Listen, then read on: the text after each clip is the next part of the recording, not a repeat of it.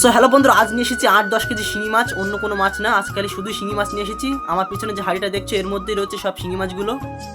এখানে যে শিঙি মাছগুলো দেখছো আমাদের এখানকার পদ্মা স্রোতের খাল থেকে এই মাছগুলোকে সব ধরা হয়েছে। আর আমরা এক দাদার থেকে এই মাছগুলোকে সব কিনে নিয়েছি আমাদের পুকুরে ছাড়ার জন্য। এই মাছগুলোকে সব ছাড়বো আমাদের যে পুকুরটাতে আমেরিকান মাছের ডিম ফোটানো হয়, ওই পুকুরটাতে মাছগুলোকে সব ছাড়া হবে। আর এখন আমি নেমে গিয়েছি জলে মাছগুলোকে ছাড়ার জন্য। আর এখান থেকে কয়েক মাস আগে বর্ষার সময় এই পুকুরটাতে 8-10 কেজি মতন ছোট ছোট শিঙি মাছ ছেড়েছিলাম। আর যেহেতু তখন বর্ষা হচ্ছিল সেজন্য পাড়টা ভেঙে গিয়েছিল বলে মাছগুলো সবই বার হয়ে গেছে। এখন এই মাছগুলোকে সব আমি ছাড়বো, আর কেমন কিভাবে ছাড়ি মাছগুলোকে দেখতে থাকো।